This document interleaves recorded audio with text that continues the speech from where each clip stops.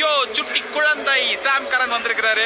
ஒரு பேச்சுக்கு நம்மளுக்கு சுட்டி குழந்தைன்னு பேர் வச்சோம். பார்த்தா அதை வச்சு வீடியோலாம் பண்ண ஆரம்பிச்சிட்டாங்க. நேரம்மாச்சு சுட்டி கண்ணா அப்படின்னு சொல்லிட்டு நாங்களும் பார்த்தோம்.